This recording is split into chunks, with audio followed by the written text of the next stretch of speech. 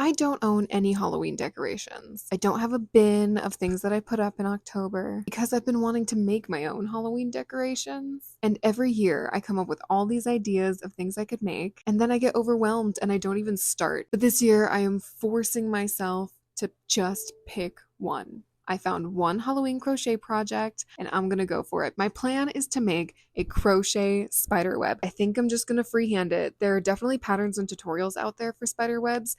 I want mine to look imperfect. I don't want it to be a perfect double crochet spiral. I want it to look a little bit more beat up than that, and we'll see, but I'm also pretty sure that I want to make a crochet spider as well. The materials I'm going to be using is a very messy ball of white cotton yarn. I have like 20 balls of this yarn. It's, I think, Capri Ecovative cotton. I got it at Michael's and I just have a ton of it. And a crochet hook. I don't know exactly what size I'm going to use. I think this is just a random one I grabbed. I do have a space in mind where I want to put my spider web. I want to do one really big one. If it's done fairly quickly, like if I can finish this in 2 or 3 days, I might make a couple smaller ones to just put in different spots around the apartment. So yeah, let's see how this goes. For this project, I used a 3mm crochet hook, some white cotton yarn, and a blocking mat, as well as a couple of pins. I should say as a quick disclaimer, this is not intended to be a full tutorial. I just wanted to show you what I'm doing, and if anybody is feeling brave, they can try to use the same techniques that I'm using. If you're familiar with the magic loop technique, double crochet, single crochet, and slip crochet stitches, then you should be totally fine to try doing this on your own, especially with the spider web. So the first step I'm doing here is creating a magic loop and then chaining 3 off of that. And then I'll do 9 additional double crochet stitches for a total of 10 stitches on my first round of that magic loop.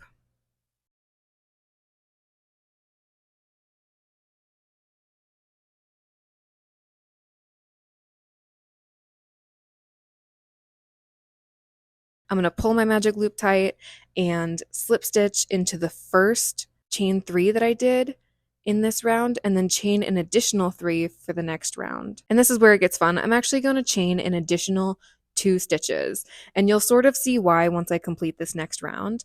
I'll go into my next stitch and double crochet into it, and then chain 2, double crochet into the next stitch, chain 2, and that's what gets you those holes to make it look like a spider web. It gives it that lacy effect. So I'm going to do that, and I'm still having a total of 10 double crochet stitches around it with 2 chains in between each. Just like I did on the first round, I'm going to slip stitch into the first stitch of this round so I can combine the first and last stitch and close this round. Then I'm going to chain 3 and then chain an additional 4. And 4 is our magic number for this round. So I'm going to double crochet into the next double crochet stitch, skipping all those chain stitches. I'm really struggling here, you can tell.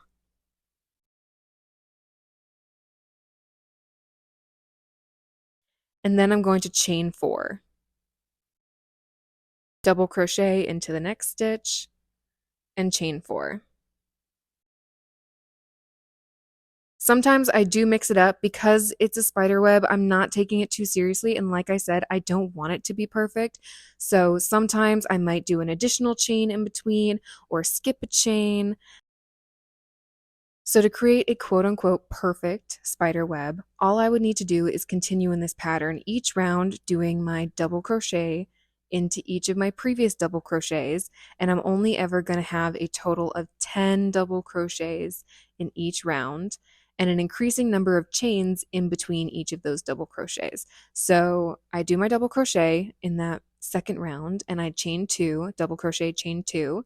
And on this round that I just showed you, I did my double crochet, chain 4, double crochet, chain 4, continue. And now on the next round, if I want to continue in this sequence, I would do 6 chains. And then on the next one, 8, and then 10, 12, 14, and you increase by 2 each time. That's how you would get an almost perfect looking spider web. However, I mentioned I do not want this to look perfect. I want to have fun with it.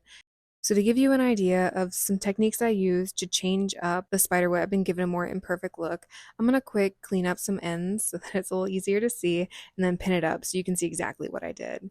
Between the arrows here, you can see these 3 rounds look like they're a little bit closer together than the other rounds, and that's because I used single crochet stitches in between my chains instead of using double crochet stitches. Over here, you can see that I cut my chain in half and added an extra double or single crochet stitch in between. So instead of chaining, let's say 10 stitches, I would chain 5, double crochet, chain 5 more. You may notice that I have several stitch markers on here, and that's for a very specific reason. So I'm planning on hanging this in a doorway, and I only want to attach the spider web at 3 different points of tension. So the goal is I should be able to stretch out the spider web completely using only 3 command hooks. Right now, I have 7 different points holding tension. To reduce it from 7 tension points to just 3, I need to do a little shaping, and that's where my stitch markers are coming into play. The red stitch marker is just indicating the beginning of the round. The purple stitch markers are indicating where I want my 3 points of tension to come from, meaning these will be 3 corners that are touching the doorway. The green stitch markers are completely meaningless. I don't know why I put them on there.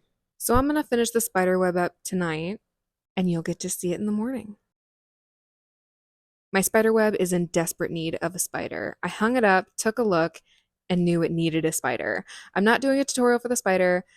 Not that the spider web was much of a tutorial either. It's just literally showing you what I'm doing and explaining it slightly if you want to try to follow along. I didn't really do anything special. I started out with a magic loop, casted on 10 single crochet stitches, and worked in the round doing increases and decreases until I had a large sphere. I added stuffing to that, and then I made a smaller sphere for the head, added some stuffing to that. It took about 15 minutes and I had the body of a spider. The hardest part, honestly, was the legs, and it wasn't even that complicated. It was just difficult to execute. For the legs, I used crafting wire, cut it into about the size of legs I think I would want, stabbed it through my spider body, sorry spider, and then wrapped yarn around the legs, weaving into the body when I finished.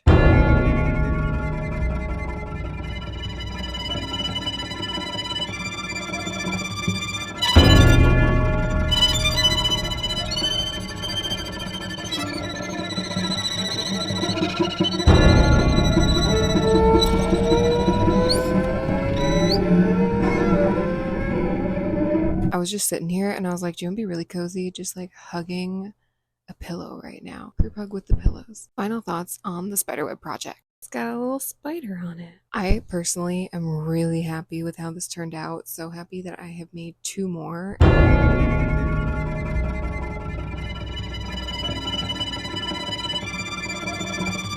This is my first time seeing the spider in the daylight because I finished it last night in the dark and I couldn't see a thing when I was crocheting it. And honestly, it's looking pretty good. I should make like a spider web shirt. So yeah, anyways, this is a great project. So if you are bored in October and you want a craft to do, put on a Halloween movie and make a spider web. And by the end of the movie, you'll have a pretty decent sized spider web. Now I have a year to think about what I want to make for next Halloween.